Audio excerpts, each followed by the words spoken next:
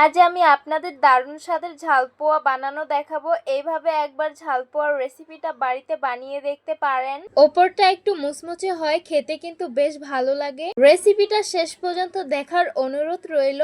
বাড়িতে বানিয়ে দেখতে পারেন। তাহলে এত কথা না বাড়িয়ে চলুন রেসিপিতে যাওয়া যাক। আধা কেজি চাল আমি শিলনোড়া পাটায় বেটে নিয়েছি। এখন স্বাদ মতো লবণ দিয়ে দিব, কুচিয়ে রাখা পেঁয়াজ, মরিচ আর বিলাতি ধনিয়া পাতাগুলো দিয়ে দিব। এখানে আমি 4টা ডিম ভেঙে নিয়েছি, এখন দিয়ে দিব।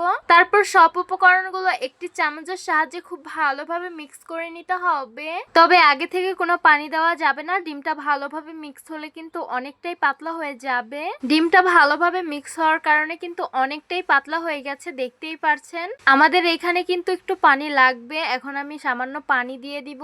আপনারা আপনাদের পরিমাপ অনুযায়ী পানিটা দিয়ে দিবেন, কম বেশি কিন্তু লাগতে পারে। লবণটা একটু কম হয়েছে তাই দিয়ে দিলাম। তারপর এটাকে সুন্দরভাবে গুলিয়ে নিব। এই তো এটা পারফেক্ট ভাবে গুলানো হয়ে গেছে। দেখতেই তো পারছেন কেমন মাপে রেখেছি ব্রেটারটা। আপনারাও এই মাপে ব্রেটারটা বানিয়ে নিবেন। চুলায় আমি তেল আগেই গরম করতে বসিয়ে দিয়েছি। এখন বড় চামচের 1 চামচ ব্রেটার তেলে দিয়ে দিব। দেখতেই তো পারছেন তেলটা কি গরম হয়েছে।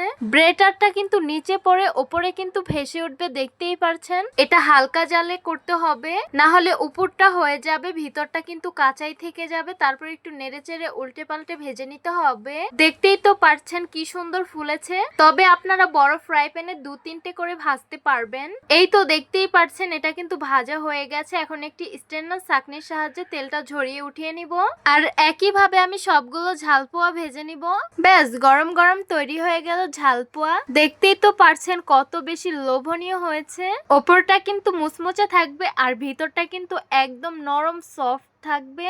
আমি একটি ঝালপোয়া আপনাদেরকে ভেঙে দেখাচ্ছি। দেখতেই তো পারছেন এটা কত বেশি সফট হয়েছে। বেশিরভাগ মানুষই কিন্তু মিষ্টি পোয়া খেয়েছে, তবে এইভাবে একবার ঝালপোয়া বাসায় ট্রাই করবেন, এটা খেতে অত্যন্ত মজার। দেখতেই তো পারছেন ভিতরটা কত বেশি সফট হয়েছে। তো এইভাবে একদিন বাচ্চাদের বাসায় বানিয়ে দিতে পারবেন, বাচ্চারা কিন্তু এটা অনেক বেশি পছন্দ করবে। তো আশা করছি আমার আজকের রেসিপি আপনাদের কাছে অনেক অনেক বেশি ভালো লাগবে। ভালো লেগে থাকলে আমাদের ইউটিউব চ্যানেলটি সাবস্ক্রাইব করবেন, আর যারা আমার ফেসবুক পেজ থেকে দেখছেন পেজটিকে ফলো করবেন। সবাই ভালো থাকবেন, সুস্থ থাকবেন আর সিস্টার্স কিচেনের সাথেই থাকবেন। আবারও কথা হবে কোনো নতুন ভিডিওতে। তাহলে আজকে এই পর্যন্তই। আল্লাহ হাফিজ।